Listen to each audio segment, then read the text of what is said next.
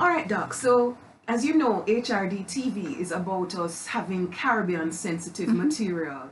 It's nice to know about Google, but we want to know about Grace Kennedy as Sure, well. sure. So, we try to relate concepts to us here Hmm. in Jamaica, the wider Caribbean, if we can.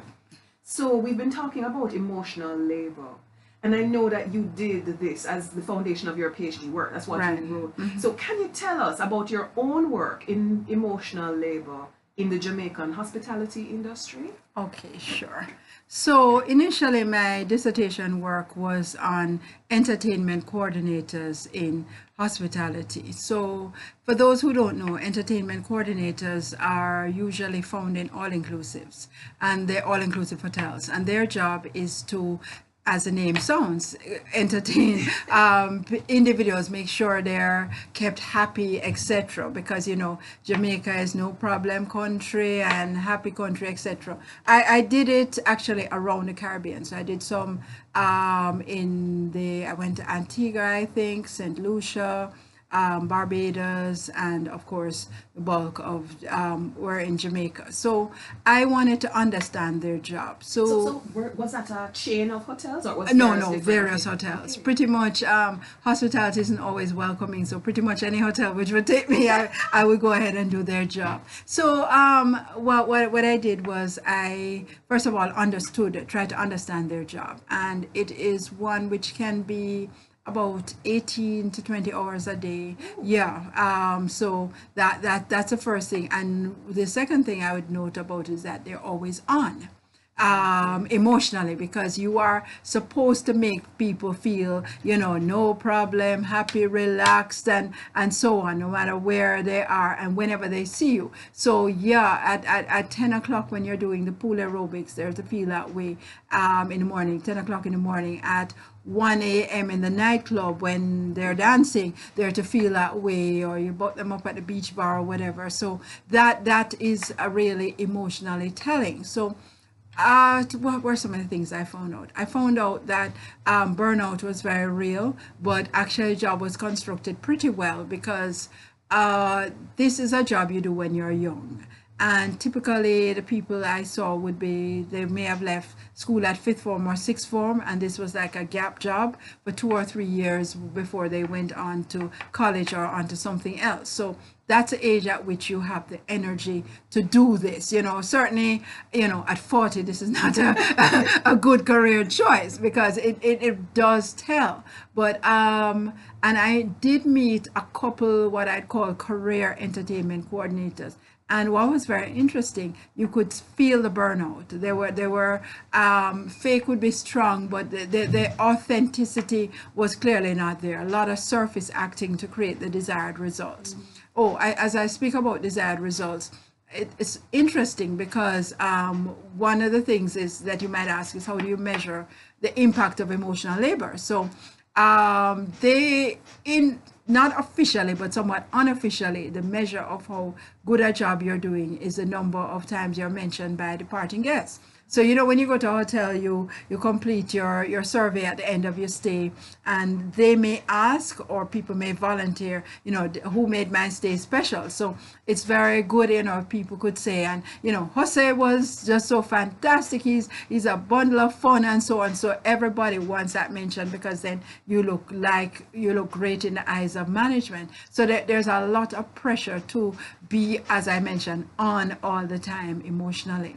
So that was my entertainment coordinator study. And then since then, I've broadened it to look at other jobs within hospitality, because pretty much if you work in hospitality, you are required to present at front to individuals. So whether you are a concierge, and helping people plan their weddings, or you are the bellman or whatever, anytime you're in interaction with the guest, you're supposed to behave in a particular way. So I've looked at that, and one of the things I found interesting is that when I was in school, hotel school, we used to think a lot of front of the house and back of the house, and there was a clear divide.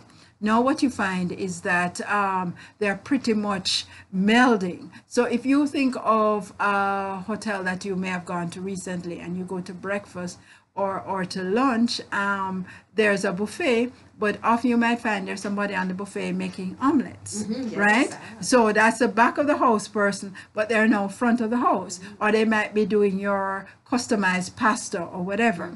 So here it is now. This person has to be they're on show. Right? So they have to behave in a particular way, even though they're doing what was formerly that. What about your in fact, I can tell you yes. an anecdote. I was at Ibiru Star, Yes. Montego Bay, Yes. and the guy making omelets, Yes. he had a woman come up to him. She felt that she had been there 5 days and had omelets every day, and so he ought to have Remember, remembered yes, her. so this He expectation. did not remember her, and Oh. she was so upset. Yes, yes, yes. I was sympathetic. Yeah, because the how thing many is- 100 people? That's a big hotel. But And then there was another case, that same omelet guy. yes. A kid, a guest, the teenage son of a Mm-hmm. guest came. He did not say good morning. Oh. And the guy said good morning. The omelet guy said Yes. good morning. And the guy just looked at him, just stared right through Yeah. him. He said good morning again. The guy just stared right through him. Yeah, didn't He get said good morning a third time. So what I'm thinking, you could, the guy, his voice was modulated, but you could see escalating anger, and he was not going to serve an omelette to this young man. Tell you, Until have he manners. said, yes. And, in Jamaica, this thing about disrespect. Yes. You know. So two things related to that.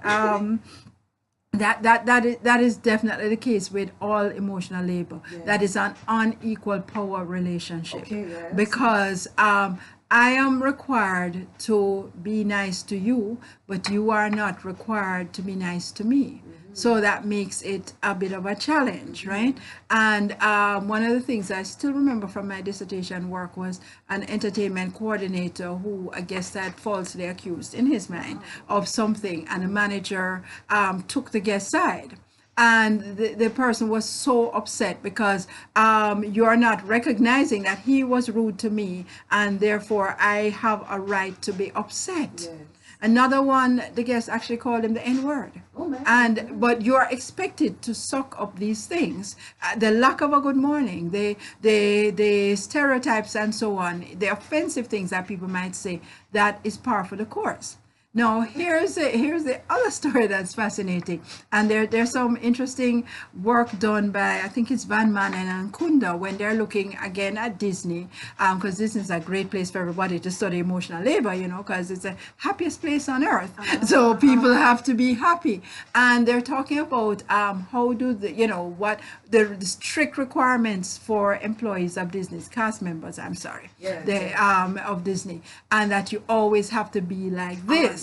On, but here's the thing. So if you're Mickey, you're always Mickey. Always Mickey, and always goofy, and you always have to be in character no matter what. Yes. And they talk about the intense heat of some of these costumes, but you must never break out of your mold. And then even dealing with the intense pressure. Think of a theme park when it's thousands of people and it's a hot day, and then you have that same lack of a good morning or basic courtesy. Kid come and hit you right. and you're goofy and they just So hit you. exactly, and you're supposed to suck it up. So they talk about the fact that some of the things that they do are so subtle.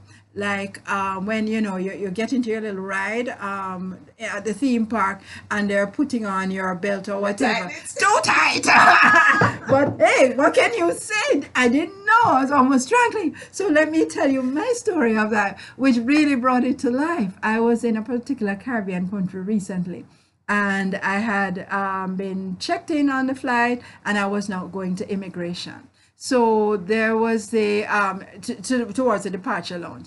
There was this woman in front of me, so I was right behind her. This man comes out of nowhere. He was traveling with her, but he just cuts rudely in front of me to join her. He didn't say, he could have even said, I'm with her or something, but he was just so rude with it. I'm like, okay then. So the security at the entrance to immigration does her, she saw it, and she processes her, and then she does him, and then accidentally his car drops to the ground. And she just stands there, looks ahead. And so he has to bend down and pick it up and I'll run to catch her. And I'm smiling and I'm like, I see you. Because she never appreciated what he did either. So it's those sort of little things that people can do to get back at it. But it get back at individuals. But you have to be careful because remember, we are just yesterday somebody WhatsApp me something and somebody was saying, it's not true that the customer is always right, and she knows I'm in customer service. And I said, but I fully agree. But we say that mantra, but if somebody says something offensive to you, is that customer right? And should you be required to take it up? But just suck it up. But on equal power relations, we want your business, so our staff members will do whatever it takes to keep that business, even at risk to their own self-esteem. It can be rough. Yeah, wow. That's terrible. Yeah, it is. All right, so I remember once when I met you first, I came to one of your seminars. You did a seminar, a brown bag, and you were telling us a story about the guy with the Visine. Oh yes. That was Mr. Burnt Out guy. So yes, so he, as I said, you're counted, you're measured, your performance is measured on how well you interact with the guests, how deeply you connect with them, and so on. So he wanted guests, remember, last impressions are lasting. So when people were leaving, he said that, he would, put that Visine in his eyes and he'd rush out, oh, Anne, you're leaving, I can't believe it. And he'd be sobbing. So then Anne would start sobbing too, because I really know you care that much, Carlos. And of course you're going to remember. So when you're at home writing about your stay, you say, and Carlos was just so wonderful. We miss him already, all those things. Yeah, mission accomplished. But he was totally robotic. And it was interesting because I'm interviewing him, fellow Jamaican, interviewing him and so on. And we'd be talking naturally to me, and then I guess would pass by, hi, how y'all doing? And then switch back to me like click, two separate people. Yes, wow. Yeah. Yes, no, and as I said, I saw it because I remember thinking to myself, as a guest looking on at Ibero Star, what a wonderful place to be. Yes, I must move, leave Kingston, leave Italy, and go there. But I saw the staff really didn't feel that way about working at Ibero Star. It's hard to feel that way constantly. Things like the guy who is supposed to flag them, they take the buses, they have their own buses to take you into Montego Bay Town Centre to shop. And one of our party missed the bus. She wanted to go and she missed the bus and blamed the guy. He said, but I did flag down. The driver didn't stop for you. It's not my fault. And she blasted the man. And the truth is, I was another guest and she was actually a part of my party. Yes. I felt sorry for the guy. Yeah. Because I didn't see, I saw him wave. I saw the guy, I think he didn't wave any big vigorous wave, but he waved. And then the security guard disassociated herself. She didn't say a thing. That sort of thing. And I felt sorry. I apologized to the guy on behalf of our party. Yes. And that actually touched him because apparently people just are not nice to them. You expect them to be nice to you, just as you say, unequal, because you're paying 5-star money. And let's not forget, not specifically to your incident, but let's not forget there's often a racial component to this that makes it even in tourism and hospitality, that may make it even more challenging for individuals and they may feel it more deeply because of that. So it's a lot of things going on. That class thing. There's a class issue. Exactly. The class issue. And then, as I said, how people have been working in the industry 20, 30 years. And I'm not, our culture in Jamaica is not really a tipping culture. But if you notice when you go to the US, if somebody tells you the time, you're expected to tip, all right? It is super along those lines. So, people always talk about, how nice the staff are and so on. I went to Fridays in the US and so on, and they were so wonderful as opposed to here. But guess what? When you go to it is a cultural violation for you not to tip. So if your bill comes to $50 in the US, you know you're going to be leaving basically a $10 tip. Yeah, because it keeps going up, 10%, 15%, 17.5%. So that is the expectation, even if there is a service charge attached to that. So when we are in all inclusives, there are no tipping generally, and that's a great sell to customers. Hey, you don't have to put your hand in your pocket at all. But for the individuals who are doing this day out, day in, day out, the driver who's driving that person, into town, and if you're again on a US shuttle, you will see that they will put up their little cup, tips accepted or whatever, appreciated, and but we don't do that. So yeah, the driver's going to tell you little stories. He's going to wait for you. He'll lift you on the bus if necessary because he wants a bigger tip. We take that away, and we're saying to people, okay, don't work for the money. But first of all, they're not that particularly well paid to begin with.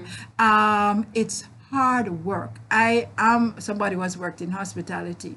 Nobody can tell you more than I can about these 14, 15, 16-hour days, 6 day. Most of the industry is still on 6 days a week.